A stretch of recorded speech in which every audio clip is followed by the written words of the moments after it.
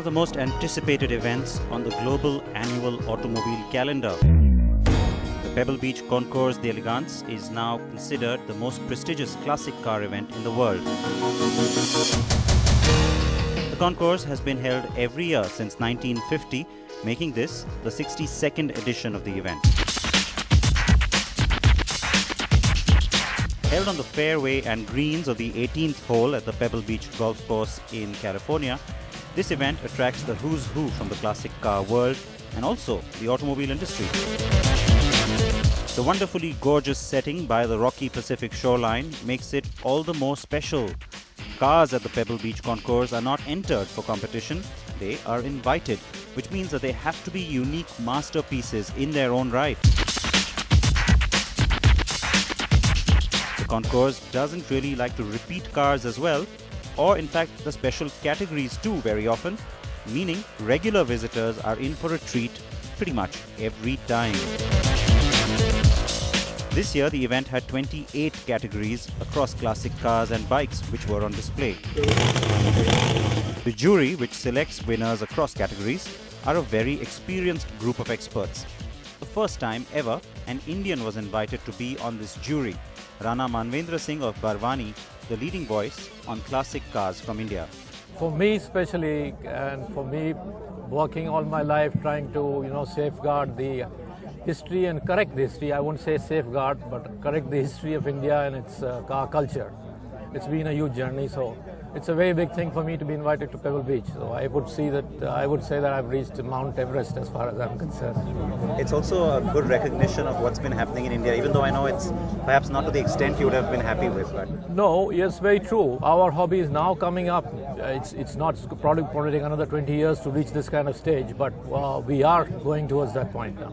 I feel there are a lot of young generation which have taken up this hobby very, very well. Always remember one thing, that we lost one generation because of our, like Cuba, we lost a generation. The grandfathers know everything about the cars, and now the grandson know. The one generation has just been lost because of Ambassador, Fiats and Heralds. it is also the first year that the concours has hosted a special set of featured categories for the cars of the Maharajas. 4 cars were invited from India, in fact, but sadly only 2 made it in time for the showing. But the 2 classes, Maharaja and Maharaja Rolls-Royce, still saw quite an impressive display of 15 gems. That included this car, an absolute masterpiece.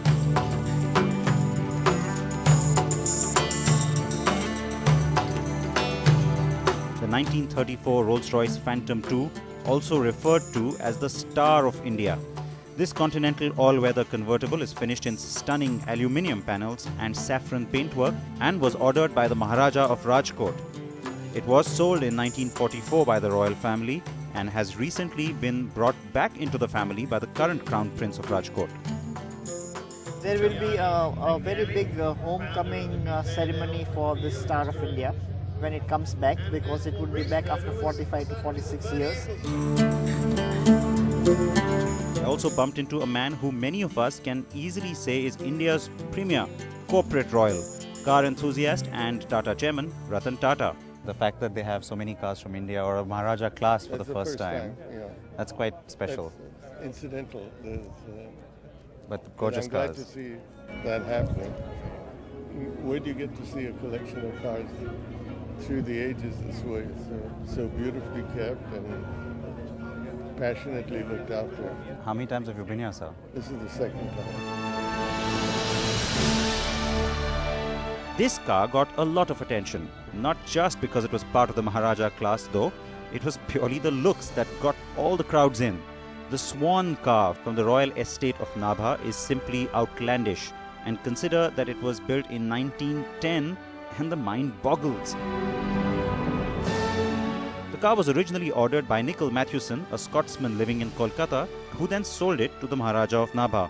In 1919, the Maharaja had a smaller version built for everyday use called the Signet or Baby Swan. Both cars stayed in the royal family for over 70 years and are today housed in the Lauman Museum in the Netherlands. How did the Signet come along then? What was the... And then the Signet was made at the same estate of the Maharaja, and it was done for, yeah, also I would say for fun or to drive on the estate.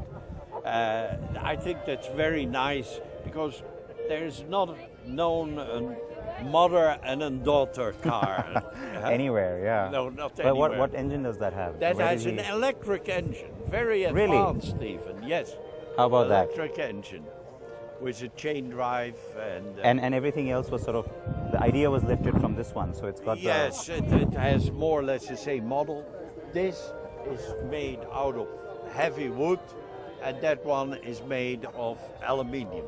Well, it's electric, right? So It's electric. It is electric. and where do you have the car now, sir? We have the car in our museum, the Lama Museum in The Hague in Holland.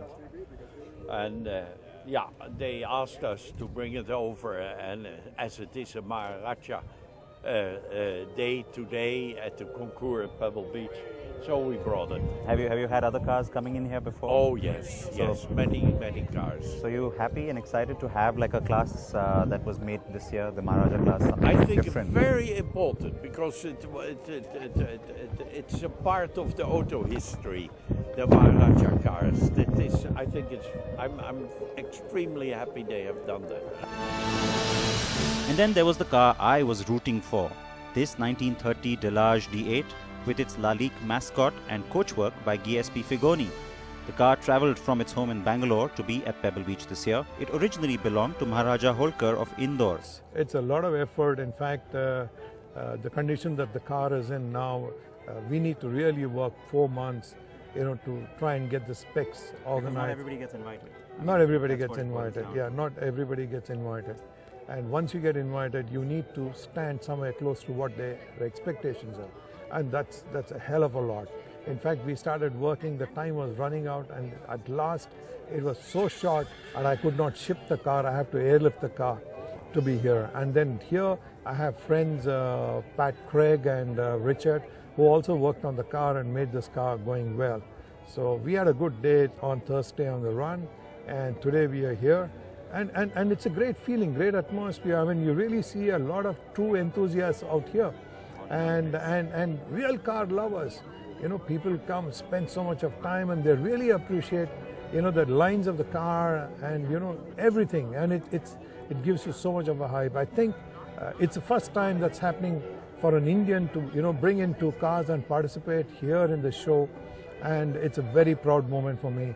Me being a humble collective back home, back in Bangalore. It makes me feel very, very nice, and more so because the whole family is here and all your friends are here. That gives me a lot of It's really quite something, I have Yeah. to say. But and it's my first time, so I know what you mean. But give us also a sense of the history of the car. Just ever since it was first bought, what all has it been through before you got it? Yeah, this car is a 1930 Delage D8 Figoni bodied car. It's a sports cabriolet, belonged to Maharaja of Holkar of Indore. And this car was, unfortunately, in the 60s, it went to a show and it was parked in an ice factory. And, excuse me, it's parked in an ice factory, and, with the salt and water and everything, there was so much of corrosion that happened. And in early 70s, they wanted to start the car, it wouldn't start. So they pulled out all the mechanicals, everything to set it right, and they couldn't put it back, so they left it like that. And later, late end of 76, early 80, they tried to assemble. 60% of the parts were missing. Then Mr. Manvendra Singh of Barwani, he bought this car and he tried to restore in Bangalore with another friend, but he was not able to put things together for years and years and years. And then probably he thought that I was another friend who could probably do cosmetically and keep this car back home with my collection. But he was pleasantly surprised, and so did I. My old man mechanic, which I need to remember, he's no more with us today, Paul D'Souza. He sort of went into each detailing. The crankshaft was in 4 bits and 2 bits were missing. So we got 2 bits made, forged with the TVS. So we got everything, and there were a lot of friends, were able to help us out and put everything together and bring this car back. But it is a dream. But let me not obsess about just the Maharaja class. After all, there was plenty more to take in, right from these amazingly restored vintage motorcycles to other masterpieces. I did spend a lot of time with the GTs, really spectacular machines, some of which I couldn't even believe I was seeing. At all these events, it's impossible to take in all the vehicles that are here, but I'm particularly biased towards the European GT cars, the Grand Touring cars. And in particular, we have some real masterpieces which are just the French GT cars. This particular one is a 1932 Delage. And, you know, besides the car itself, which is just spectacular, and it's here really for its coach work, you also get to see some special hood ornaments, which are a little bit unusual, perhaps a little bit unique. And this particular car certainly has one of those. Yep, it's another Delage D8, also with Figoni coachwork and also with a stunning hood ornament. Folks, what a lovely color too, right?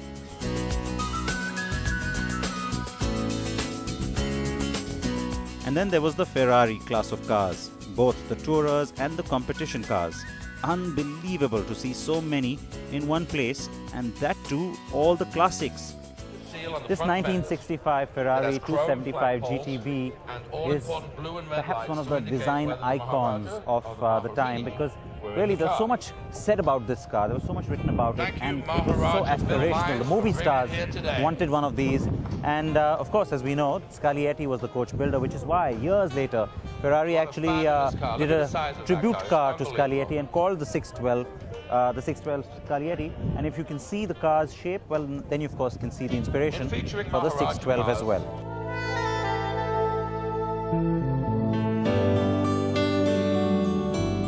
Another featured class this year at Pebble Beach was the Sautchik coachwork cars. Jacques Sautchik was a Russian cabinet maker who then founded his coach building company in France. It operated from the 1920s to the 50s and produced some spectacular coachwork. Elegant lines mixed with a fair amount of flamboyance, like this marvelous blue Cadillac Series 62 Sautchik from 1948. In fact, this car was displayed at the 1949 Paris Motor Show before it was shipped to its owner in New York.